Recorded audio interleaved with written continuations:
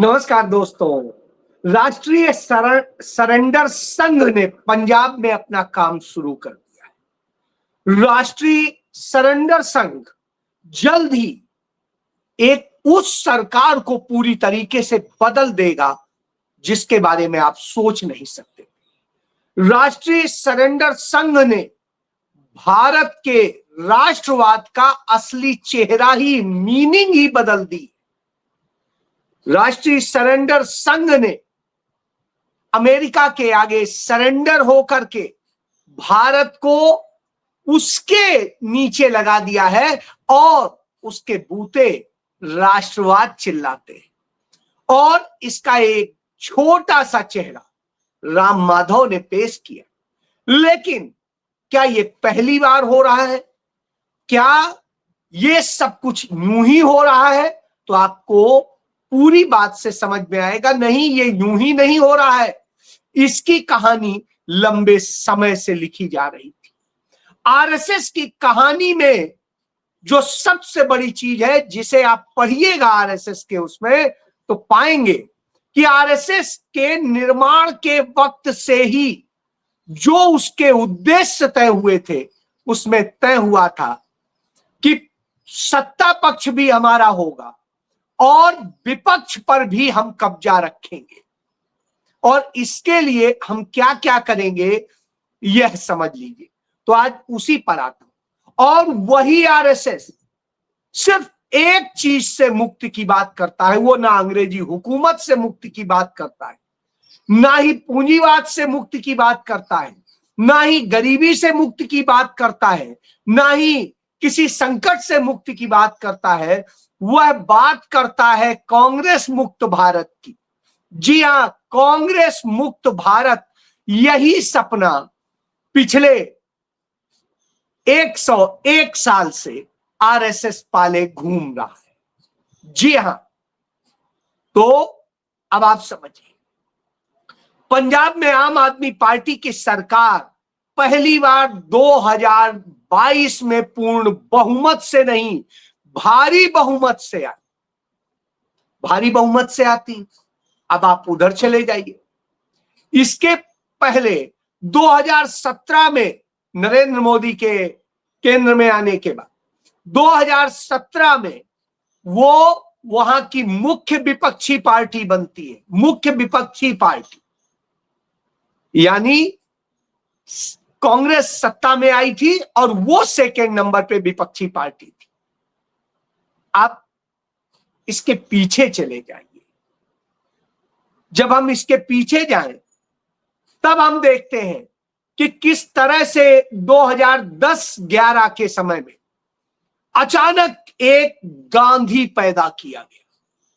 वो गांधी नहीं था, न गांधीवादी था, न ही गांधी के सिद्धांतों से कोई लेना देना था, लेकिन उसका चेहरा ऐसा बनाया गया कि वो तो गांधी है। वो तो एक भगोड़ा था, वायुसेना का वह ड्राइवर जो युद्ध के मैदान में जब जाना था, जब तमाम संकट थे, वो भाग खड़ा हुआ था। वह भगोड़ा अन्ना हजारे, उसको लाया गया और उसको गांधी बना के पेश किया गया। गांधी की वेशभूषा में उसे ज्यादा नहीं बोलने दिया जाता था। स्क्रिप्टेड वो सिर्फ बोलता और उसके बाद बाकी काम दूसरे लोग करते थे। आप एक किस्सा याद करिए। एक कालिदास का किस्सा याद दिलाया जाता है कि कालिदास को कुछ ब्राह्मणों ने पकड़ा, कहा ये बार बार यहाँ की रानी हमें जलील कर रही है विद्वत्ता में, अब इसको हम जलील करेंगे। अब हम सबसे ज्यादा जाहिल व्यक्ति को उसका पति बनाएंगे। तो कालिदास को ले जाते हैं, बैठाते हैं, शास्त्रार्थ होता है। तो रानी की तरफ से शास्त्रार्थ होता है, विद्वान बैठते हैं, वो एक उंगली उठाते हैं। तो कालिदास तो सोचते हैं ये मेरी एक उंगली आंख फोड़ने की बात कर रहा है, एक उंगली दिखा रहा है। तो वो गुस्से में करते हैं कि हम दोनों फोड़ देंगे। तुरंत कालिदास की तरफ से वो जो पंडित उन्हें लेके आए थे, वो तुरंत अपनी विद्वत्ता के बूते बताते हैं कि अरे कितनी बड़ी बात कह दी कालिदास ने। इन्होंने कहा ईश्वर एक है, कालिदास ने कहा एक नहीं, ईश्वर दो है, आत्मा और परमात्मा।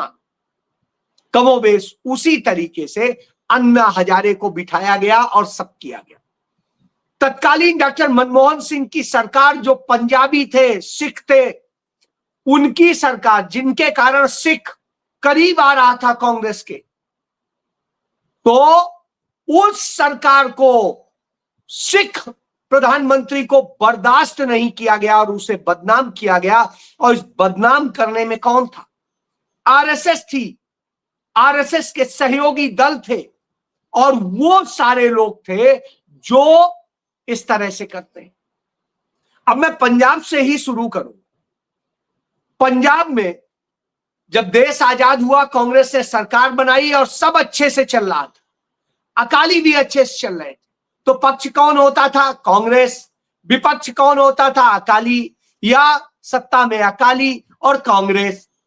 भाजपा कहीं नहीं थी, आरएसएस कहीं नहीं थी, जनसंघ कहीं नहीं थी। लेकिन प्रकाश सिंह बादल ने पहली बार मुख्यमंत्री बनने के लिए आरएसएस की मदद ली, जनसंघ की मदद ली, और उस जनसंघ की मदद से उन्होंने कांग्रेस को हराया, सत्ता हासिल की।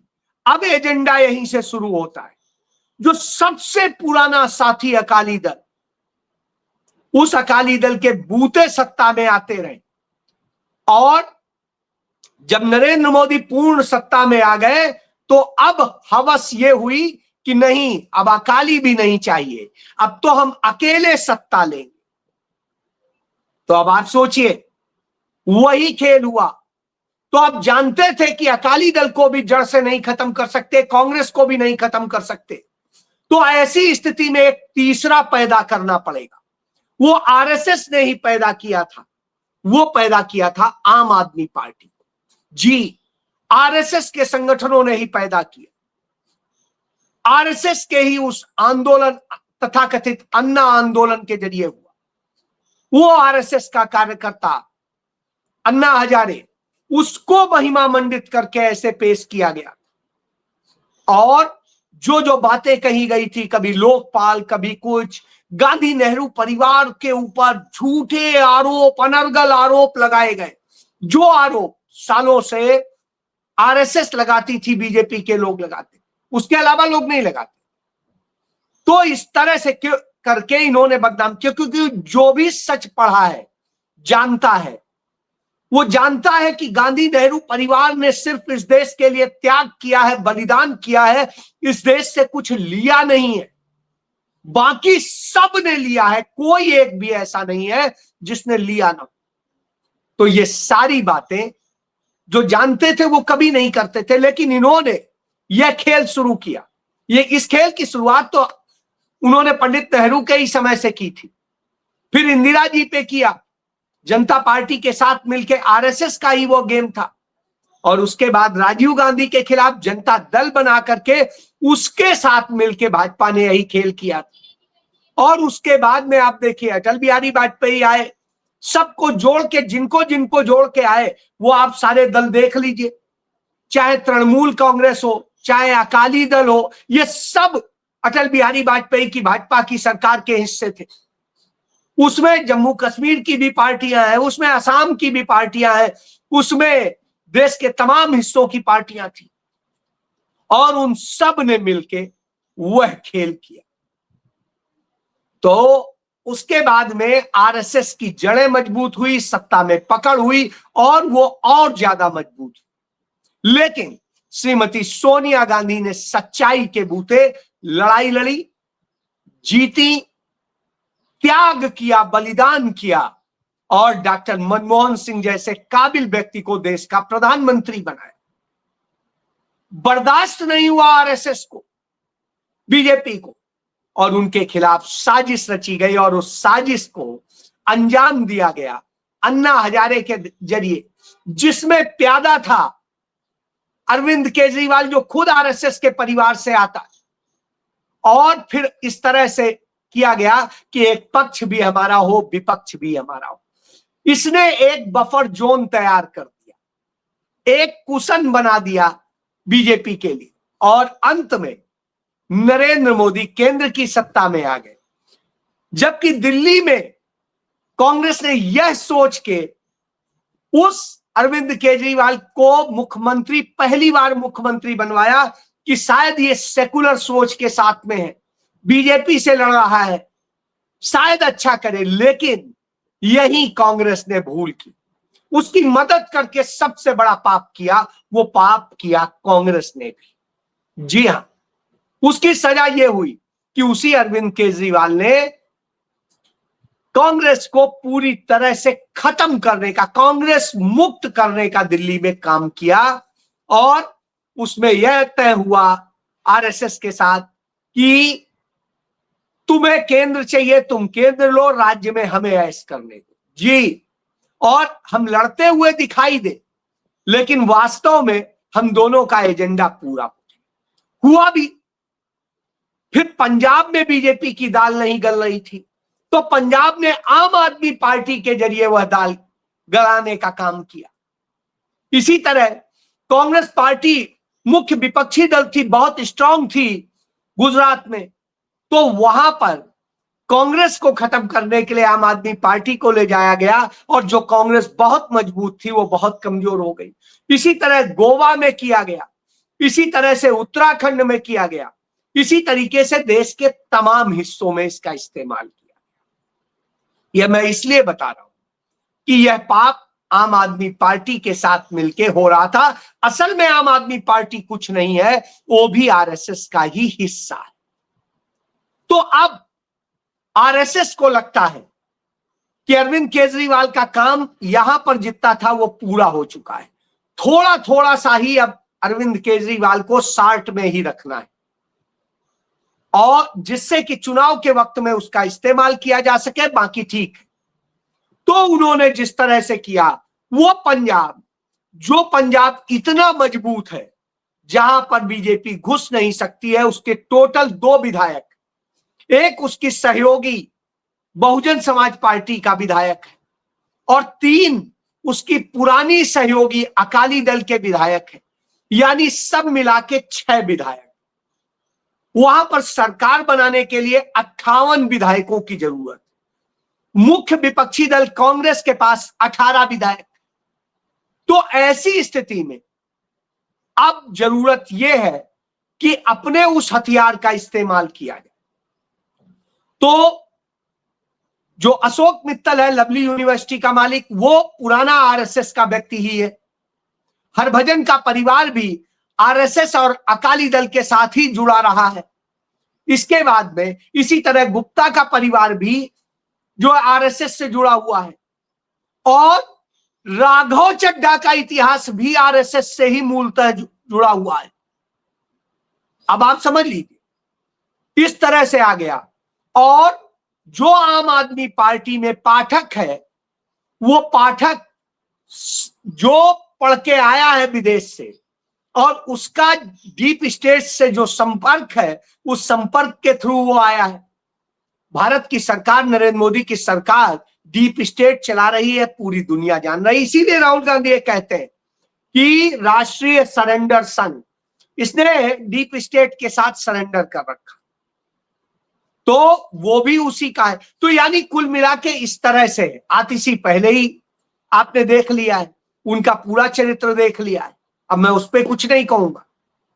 तो अब आप समझ गए, यानी 10 में से 7 ये चले गए, तो पार्टी का यहां पर खत्म। अब आइए, यदि पंजाब में जो भारतीय जनता पार्टी है, वो अपनी तोड़फोड़ जो करने में माहिर है, जो डराने में माहिर है, जो करने में माहिर है, उसके लिए उसकी पूरी तैयारी है। यहां पर नशे के कारोबार में आम आदमी पार्टी के तमाम विधायक शामिल हैं। मनी लॉन्ड्रिंग से रिलेटेड है, क्योंकि तमाम लोगों के विदेशों से कनेक्शन है, तमाम धंधे चल रहे हैं। इसके अलावा भी और बहुत सारी चीजें हैं। खनन का पूरा माफिया इस समय काम कर रहा है, और इसी तरीके से और भी बहुत। आरएसएस ने इस दौरान, जो सिख धर्म की सर्वोच्च संस्था है, उसमें भी घुसने की कोशिश कर दी है, उसमें भी घुसपैठ कर दी है और उसके तमाम सारे पूर्व प्रमुखों को श्रोमणी अकाली दल के जो श्रोमणी गुरुद्वारा प्रबंधक कमेटी है एसजीपीसी, उसके तमाम सारे पदाधिकारियों को अपने साथ मिला लिया। इसके अलावा कई डेरे हैं, उन डेरों के तमाम तरह के धंधे हैं, मैं उस पर नहीं जाऊंगा। उन सारे डेरों को भी डर पैदा कर दिया है, उनके भी तमाम सारे लोग जेल में, कुछ के जो सबसे बड़ा डेरा है उसी के परिवार के लोग जेल में। तो इस तरह से करके बहुत सारे उसमें इन्होंने ये कर दिया। तो अब बस सुलगाना है, जहां वहां डेरों से डायरेक्शन होगा, इधर से होगा उधर से होगा, सब होगा। तो इनके पास में 50 से अधिक विधायक इस समय संपर्क में हैं। ये मैं अपने निजी जानकारी से भी कह रहा हूं। तो अब आप समझिए, अभी आपने देखा कि जहां थोड़ी कमजोर मिली जुली सरकारें होती थी उन्हें तोड़ करके सरकार चोरी कर लेते थे, जैसे महाराष्ट्र में किया, जैसे गोवा में किया था, जैसे जो है अरुणाचल प्रदेश में कांग्रेस की सरकार चोरी करी थी, ऐसे किया। अब पूर्ण बहुमत की सरकार कैसे चोरी की जा सकती है? इन्होंने चोरी की थी, आपको याद होगा, मध्य प्रदेश की भी सरकार, कर्नाटक की भी सरकार। तो अब यहां की पूर्ण बहुमत की सरकार चोरी करने की तैयारी है। और पूर्ण बहुमत की सरकार, क्योंकि इन्होंने पहले तो उन्हें भाजपा के खिलाफ लेके आए, अब जो है उसी करेंगे। ये कोई बहुत विषय नहीं है, बड़ा विषय नहीं। हो सकता है यही भगवंत मान ही हो जाए, वो भी आ जाए बीजेपी, इसलिए आप इसके लिए वो मत सोचिए। बहरहाल मैं आपको ये इसलिए बता रहा हूं, इनकी राजनीति कैसे, इनकी राजनीति भी झूठ पर है, उनकी भी राजनीति झूठ पर है। आरएसएस बीजेपी की राजनीति झूठ पर होती है कि गांधी नेहरू परिवार पे झूठे आरोप लगाओ, उनको झूठे लांछन दो, उनपे ये करो, उनपे वो करो। तो उस तरह से करके जब ये करते हैं, और अब जब हो रहा है तब भी यही स्थिति है। तो इससे आप समझ लीजिए, तो वही ये कर रहे हैं। तो इन्होंने सोनिया गांधी पे आरोप लगाए, राहुल गांधी पे आरोप लगाए, प्रियंका गांधी, उनके हस्बैंड पे आरोप लगाए, उनके पूरे परिवार पे लगाए, कांग्रेस के तमाम नेताओं पे लगाए और सब पर लगाए, जबकि कांग्रेस के ही सारे तोड़कर ये ले गए अपने यहां सत्ता के। अब यहां पर खेल को देखिए, उसके बाद कांग्रेस की कुछ नीतियों को अपना करके इन्होंने अपनी तरह से उसकी ब्रांडिंग की, जैसे यही कर रहे हैं।